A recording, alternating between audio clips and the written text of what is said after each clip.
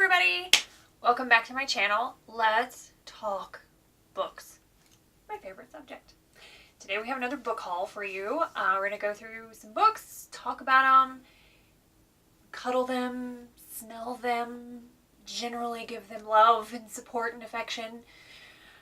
I have a problem. I know I do. Anyway, we have a few to talk about and some things to get through today, so without further ado, let's get going. Alright, first up, kind of a spoiler, but I have something called Mysterious Skin by Scott Haim. Now, or Haim. I'm not sure exactly.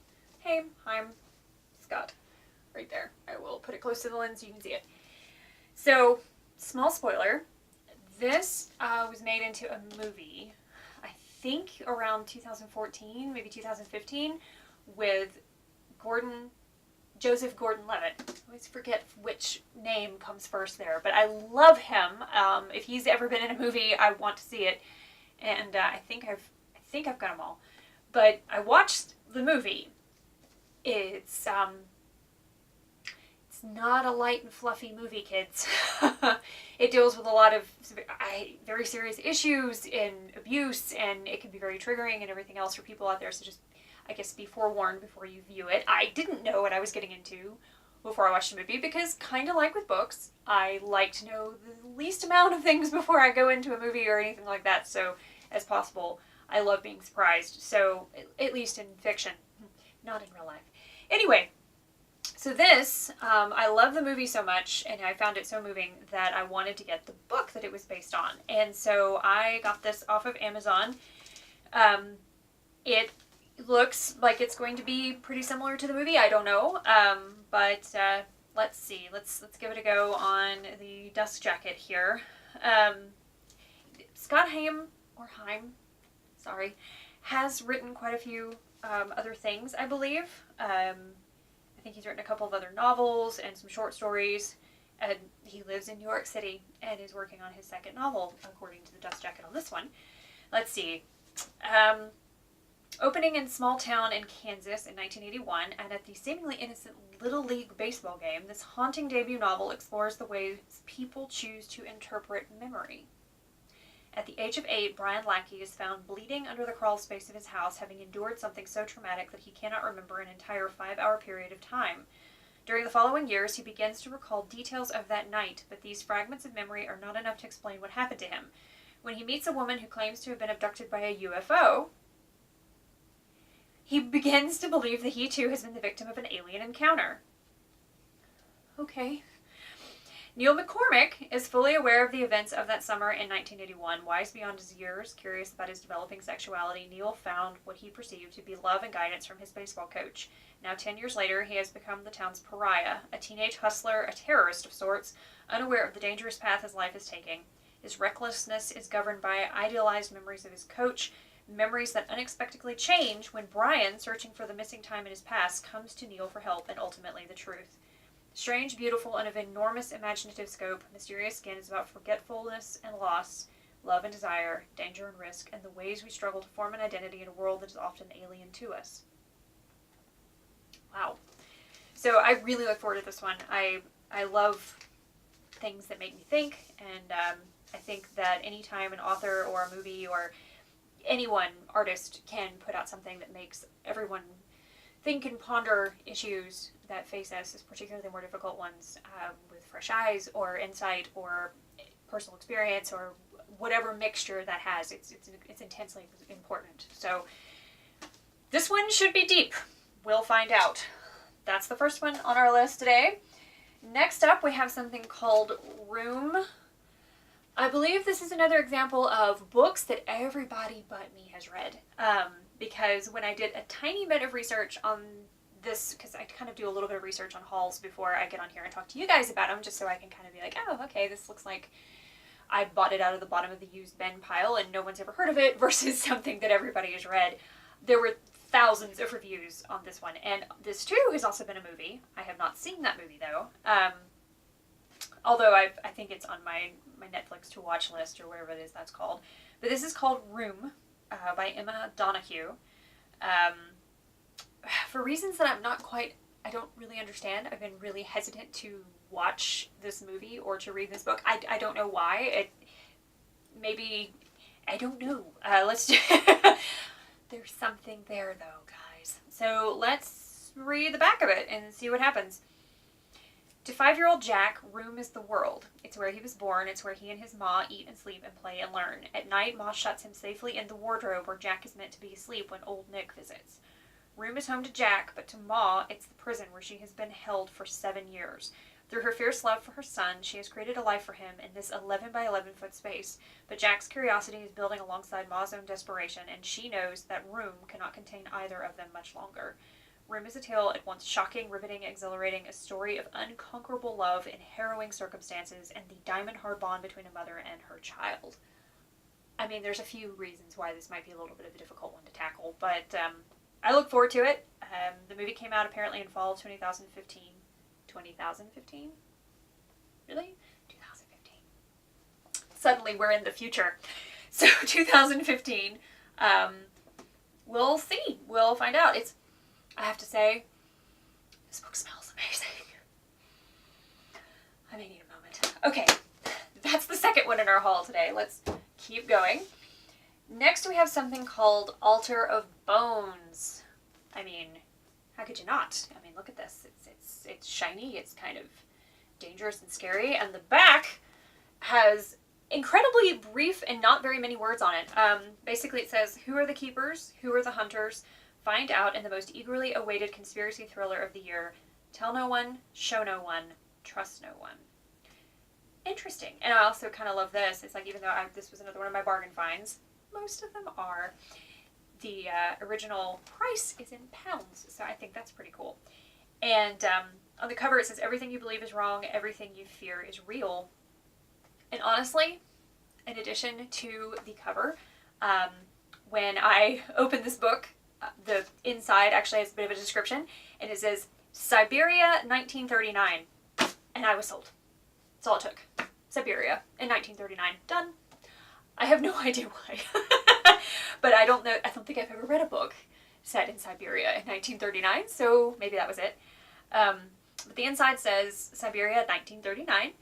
Lena Orlova plans a daring escape from a grim Soviet gulag to the one place in Siberia's icy wilderness she knows is safe, a cave containing the legendary Altar of Bones. San Francisco, present day, Zoe Dimitrov discovers that she is the last in a line of women who have been entrusted with a secret so great many have died preserving it. Show no one. Propelled into a dangerous quest to discover exactly what she was born to protect, Zoe is soon running for her life from those wanting to harness the altar's powers. Only ex-Special Ops soldier Rye O'Malley can help her survive, but with time running out and the web closing in, Zoe has a devastating choice to make. Trust no one. The ultimate thriller of our time, Altar of Bones spans generations, crosses continents, and unearths the dark secret behind one of the biggest unsolved conspiracies. I mean, dang. Let's go. Let's just do it right now. Okay. So, again, in doing a teensy bit of research, and before because again, I bought this blind, I had no idea, but in doing a little bit of research before this video, I uncovered something interesting. So, apparently Philip Carter is the author of this book, but that is a pseudonym for an unknown, evidently very famous author. And no one knows who. I couldn't really ascertain if the internet knew who. I read some articles about some people who kind of think they have an idea. They think it might be I think he's a thriller crime novelist in Europe. I have never heard of him myself, which is a good thing because I'm always interested in finding new authors. That could be fantastic. But I love that this is unknown to, ye humble reader here. And evidently the manuscript for this one and for the second book went up for bid, and all the publishers got to bid on trying to get this, and it went up to obscene proportions. So whoever Philip Carter is doing something right. Probably a few things. So I can't wait to read this. Again, it smells wonderful. It's a good bouquet of books today. We've got some good smells going on. But I look forward to this one, and maybe figuring out who the author actually is, and reading everything else they have. And I think this is going to be the first in a series, so here's hoping. Next up, we have yet another interesting book. Now, Again, I buy things blind. I don't know what I'm getting when I buy things. And so when I was wandering through Books A Million's bargain bin, I found this, which is something called After We Fell. It is a huge tome of a novel. I thought it was 3 books in one, because on the back there are 3 images here. I thought it was 3 in 1. Turns out it is not. This is evidently the 3rd book in a series by Anna Todd, the Wattpad sensation. And I think, if I'm reading this correctly, this is One Direction fanfiction turned into a novel. I'm assuming the names have been changed to protect the not-so-innocent. I think it features a guy based on Harry Styles, which, to be fair, is, I think, the one member of One Direction that I could identify. He's the long-haired one, right? I think that's him. Actually, I know that's him because I actually really like the music, the album he came out with recently. I really like Kiwi. Moving on. Whole different soapbox and video. We'll save that for an off-topic Tuesday. But this is evidently One Direction fanfiction, so kudos to Anna Todd for getting somebody, for Simon & Schuster, to pick this up. I mean, why wouldn't they? There's apparently 1 billion readers of this sensation, of this author online. She's got 5 books. This, again, sadly, is the 3rd one. It is not the first one. But never to be daunted, I got onto my favorite website and bought a used copy of the first book. Because, again, I love used books. It's, I just really do, especially with authors that I don't know particularly well, but also because sometimes they have little surprises and treasures in them, like notes in the margin or highlights and that kind of thing. So I just really like getting them that way. And yeah, After We Fell. The back of this says, just as Tessa makes the biggest decision of her life, everything changes. Revelations about her family and then Hardin's family throw everything they knew before into doubt and make their hard-won future together more difficult to claim. Tessa's life becomes unglued. I could go on, but essentially, this is the 3rd book, not the 1st book, so I feel like I'm reading spoilers to myself, so I'm going to stop.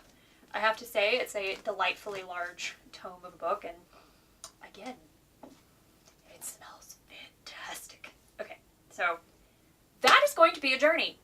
I have to say, I am not a fan of some of the other fanfiction turned novels, so we'll see if this one can change the tide. That'll be exciting and good to read. And again, it's always wonderful when I read about fanfiction novelists or writers or anyone turning into novelists. I just think that's amazing, and it's a wonderful way that the publishing world, which is changing so much so fast, is giving authors and writers and creators and everything else chances to get their work out there. So that's fantastic.